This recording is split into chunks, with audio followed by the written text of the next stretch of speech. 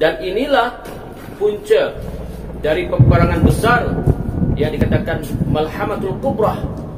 Maka tidaklah akan berlaku kiamat kecuali setelah berlaku peperangan yang dahsyat ini, yang tidak pernah berlaku sejak Allah Subhanahu wa taala menciptakan dunia ini. Subhanallah.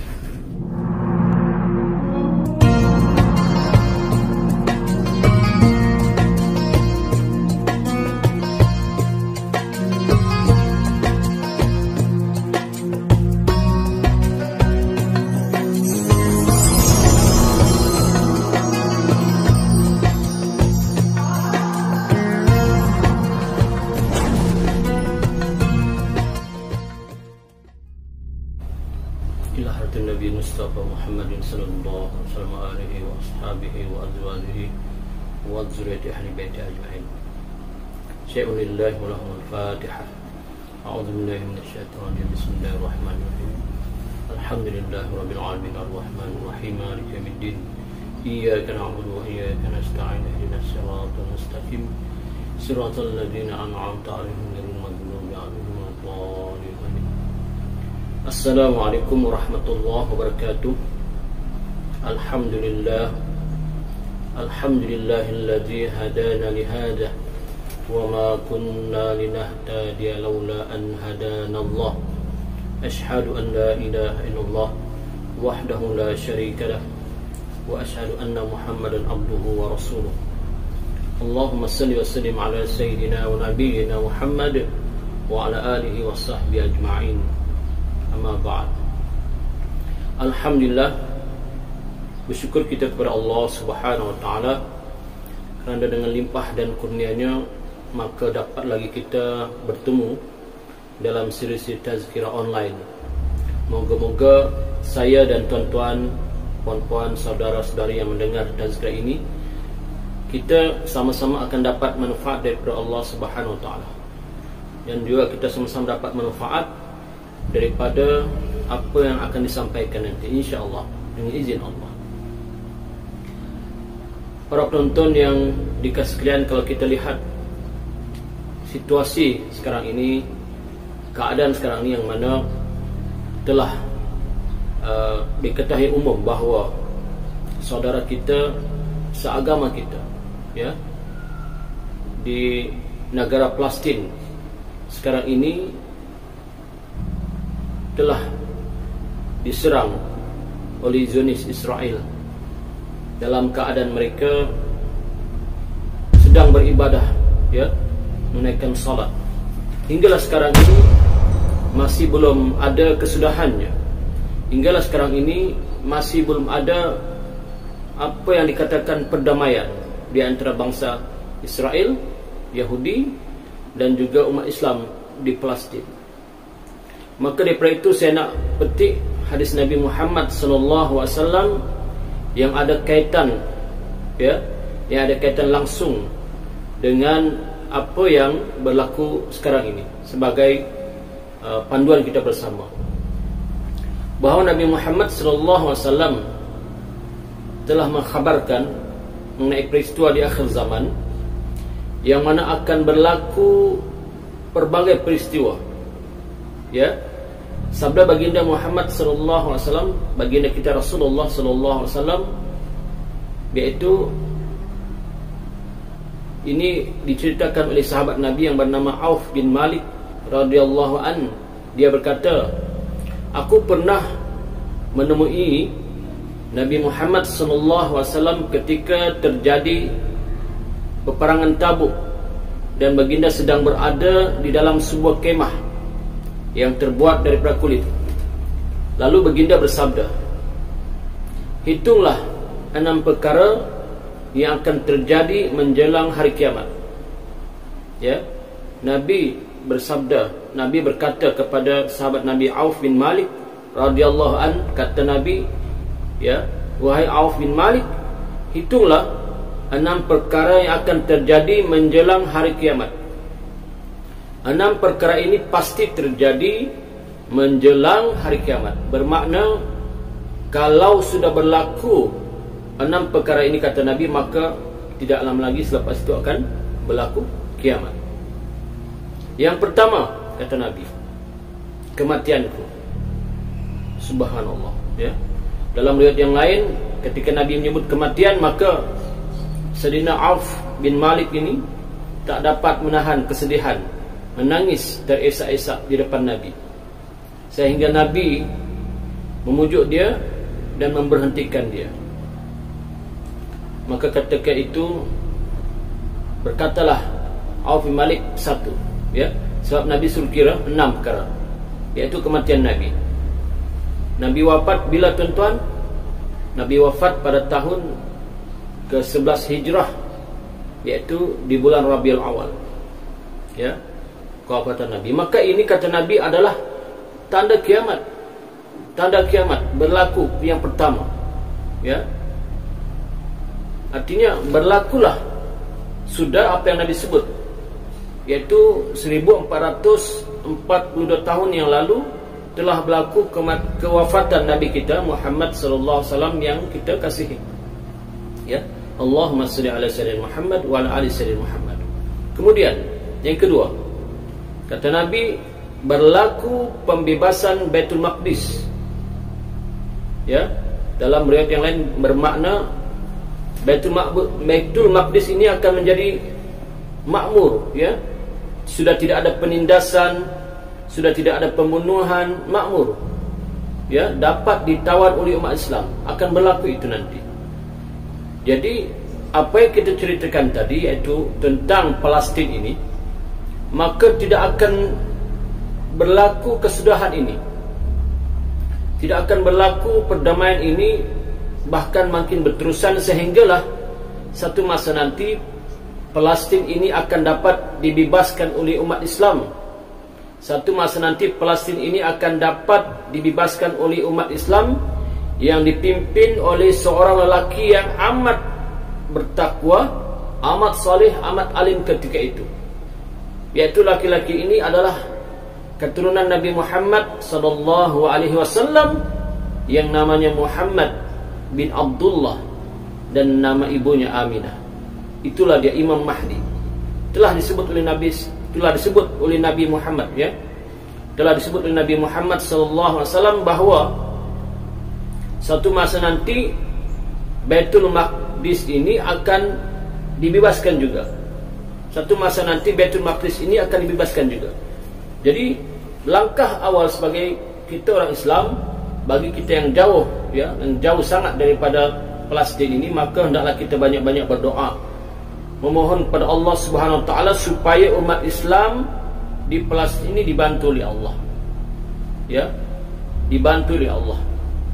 Walaupun hadis mengatakan bahawa satu masa nanti Palestin akan dapat dibebaskan, tetapi janganlah kita menunggu datangnya Imam Mahdi nanti barulah kita bersama-sama dengan Imam Mahdi untuk membebaskan Baitul Maqdis. Jangan, tuan-tuan. Kerana setakat yang kita mampu, kita korbankan untuk membantu umat Islam di Palestin. Bantu dengan cara apa, tuan-tuan? Bantu mengikut kemampuan kita masing-masing. Siapa yang mampu dengan wang ringgit, maka bantulah dengan wang ringgit, dengan menyumbangkan harta kita, wang kita, untuk membantu mereka. Jika kita tak mampu dengan wang ringgit, tapi kita mampu dengan berdoa, salat hajat dan sebagainya, maka bantulah dengan doa dan salat hajat. Moga-moga Allah bantu. Bagi mereka yang mampu dari segi tenaga, maka ikutlah rombongan-rombongan yang ingin membantu umat Islam di sana, insya-Allah. Mudah-mudahan sebelum datangnya pembebasan yang sebenarnya, yang dipimpin oleh seorang yang bertakwa, itu Imam Mahdi, maka kita telah dahulu untuk memberi sedikit sumbangan berupa wang ringgit, doa dan sebagainya. Kerana apa, tuan-tuan? Kerana satu masa nanti di akhirat Allah Subhanahu wa taala akan tanya kita. Satu masa nanti di akhirat Allah Subhanahu wa taala akan tanya kita, apakah sumbangan kita kepada umat Islam yang telah ditindas, yang telah dizalimi oleh orang-orang kafir, seperti umat Islam di Palestin ini, yang telah dizalimi oleh orang-orang Zionis Israel. Apakah sumbangan kita? Apakah setakat kita melihat, menonton sahaja, tidak ada sedikit pun sumbangan? Allah Subhanahu wa taala akan tanya kita nanti di akhirat.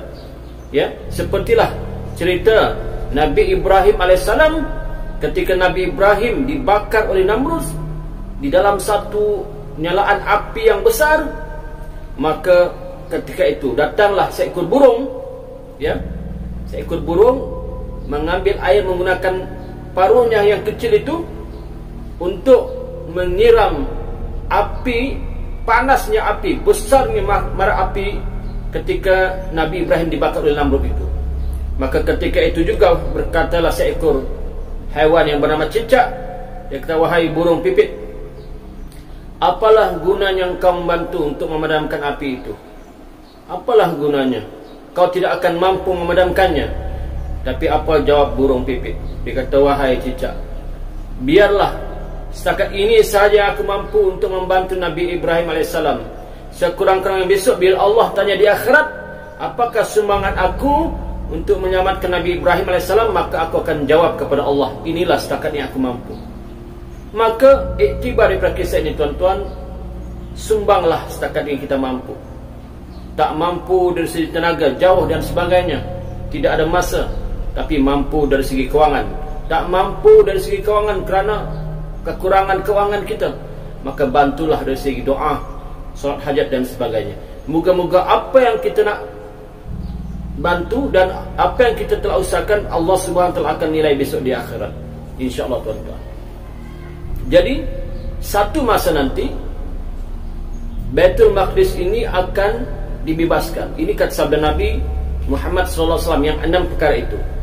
Maka kata Auf bin Malik yang kedua. Yang ketiga kata Nabi, yang ketiga,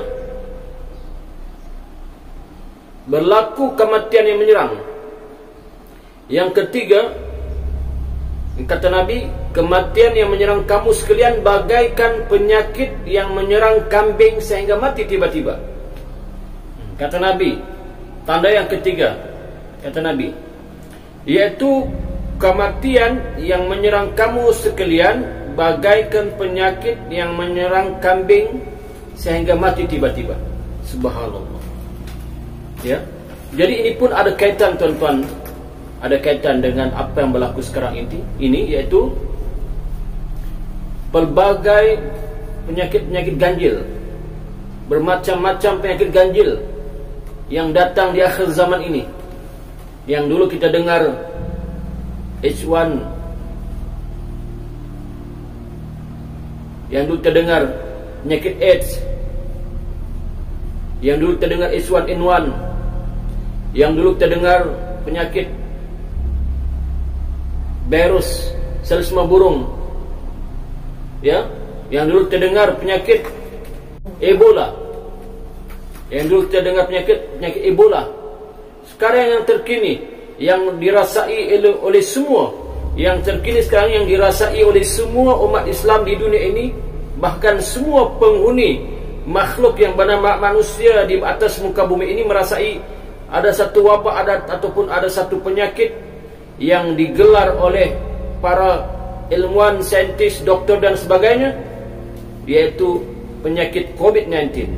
Subhanallah. Inilah ada satu wabak ataupun penyakit ganjil yang menyerang manusia.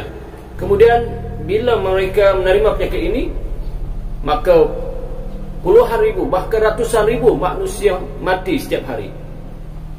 Di negara kita alhamdulillah tidaklah sehebat di negara-negara lain yang menerima wabak COVID-19 ini hebat. Seperti India, kematiannya berpuluh ribu, Amerika, Brazil dan sebagainya, bahkan sampai ratusan ribu kematian. Subhanallah. Hebat. Ya, dugaan Allah Subhanahu wa taala kepada seluruh umat manusia, bahkan pada umat Islam sendiri. Dan Nabi telah bagi tahu ini 1442 Hijrah yang lalu. Ya. Yang ketiga.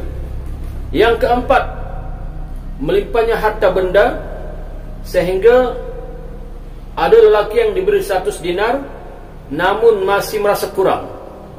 Maknanya harta benda banyak, wang duit banyak, tetapi tidak berkat dan selalu kehabisan. baru nak ada duit lebih sikit, berbagai-bagai yang rosak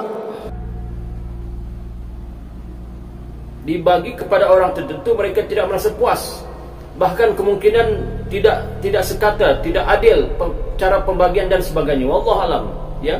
Apakah yang dimaksudkan oleh Nabi Muhammad SAW ketika itu? Yang kelima, timbulnya fitnah sehingga tidak ada satupun rumah orang Islam melainkan yang akan memasukinya. Subhanallah tuan-tuan, yang kelima ini, timbulnya fitnah sehingga tidak ada satupun rumah orang Islam melainkan ia akan memasukinya. Inilah kehebatan fitnah di akhir zaman. Semua umat Islam akan merasai, bahkan dapat fitnah, merasai bahang fitnah itu. Fitnah di sana, fitnah di sini. Yang benar dikata salah, yang salah dikatakan benar. Pemimpin yang benar-benar baik dikata tidak baik, pemimpin yang tidak baik dikatakan baik. Subhanallah, di akhir zaman telah pun berlaku. Di zaman mana tuan-tuan?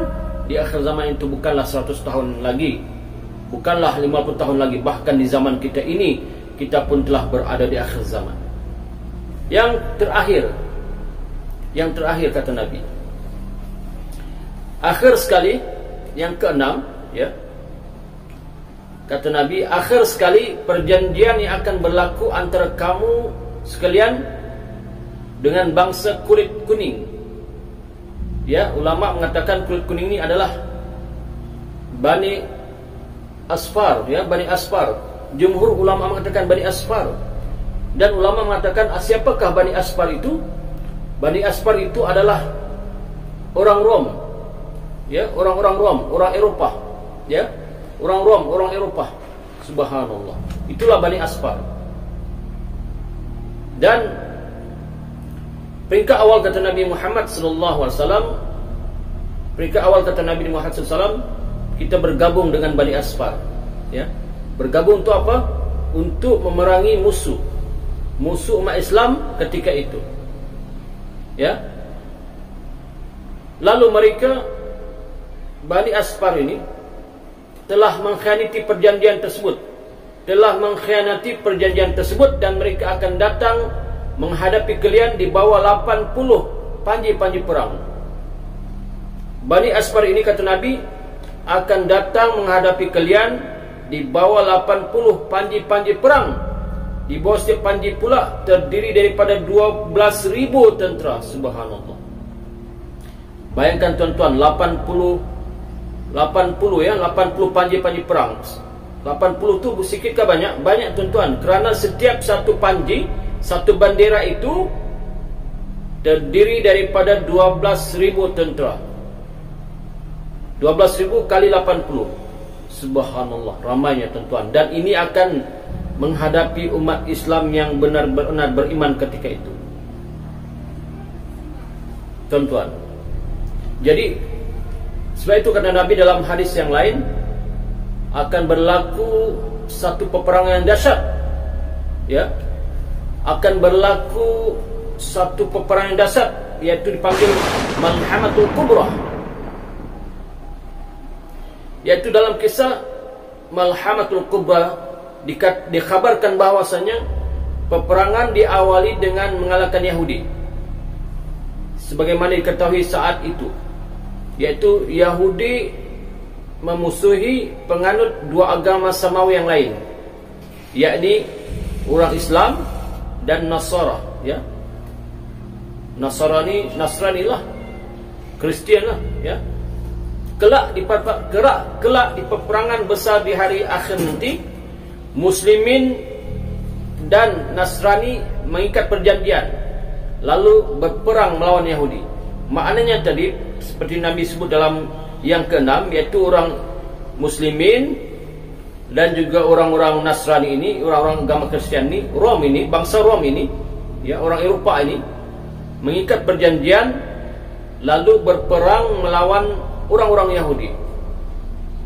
Kemudian diriwayatkan hadis yang diriwayatkan oleh Zubair bin Nufair dari seorang sahabat Nabi Muhammad SAW, kalian akan berdamai dengan Romawi, ya, dengan Romawi, dengan perdamaian yang aman. lalu kalian akan berperang dengan mereka, padahal mereka adalah musuh di belakang kalian. Maka kalian akan ditolong, mendapat ghanimah, dan akan selamat. Maknanya, sesungguhnya Nasrani itu adalah musuh umat Islam, tetapi mereka bersatu dengan orang Muslim semata-mata kerana untuk memerangi Yahudi. Maka orang-orang Islam ketika itu dapat ghanimah dan akan selamat. Kemudian dalam peperangan ini, Yahudi akan binasa seluruhnya.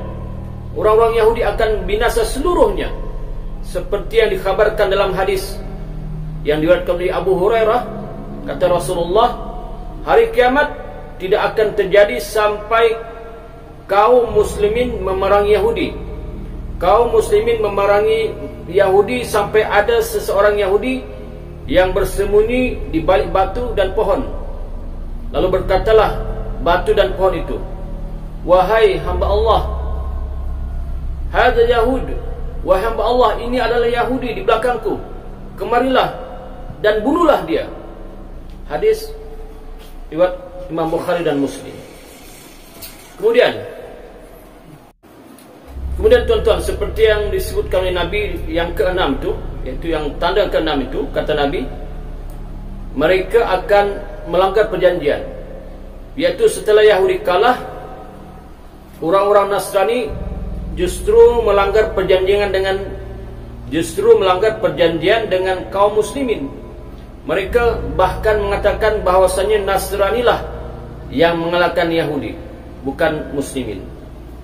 Padahal orang muslim lah yang mengalahkan orang Yahudi, dibantu sedikit oleh orang Nasrani. Maka perang pun meletus antara muslimin dan Nasrani, dan inilah punca dari peperangan besar yang dikatakan Malhamatul Kubrah. Maka tidaklah akan berlaku kiamat kecuali setelah berlakunya peperangan yang dahsyat ini, yang tidak pernah berlaku sejak Allah Subhanahu wa taala menciptakan dunia ini. Subhanallah. So itu tadi, ya, kita balik pada hadis yang tadi yang kita baca itu, iaitu daripada Auf bin Malik.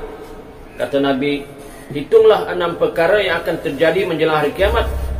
Kemudian terjadi perjanjian damai antara kalian dan Bani Asfar, yakni Romawi yang beragama Nasrani. Lalu mereka mengkhianati perjanjian itu, lalu mendatangi kalian dengan 80 bendera, iaitu 80 bendera, dan setiap bendera itu dibawanya 12,000 tentera. Subhanallah. Hadis riwayat Imam Bukhari. Maka kisah lengkap peperangan ini dikhabarkan sahabat Nabi Muhammad SAW, yaitu Ibnu Mas'ud. Ibnu Mas'ud radhiyallahu an menceritakan, sesungguhnya hari kiamat tidaklah akan terjadi sehingga sampai warisan tidak dibagi dan seseorang tidak bergembira dengan ghanimah.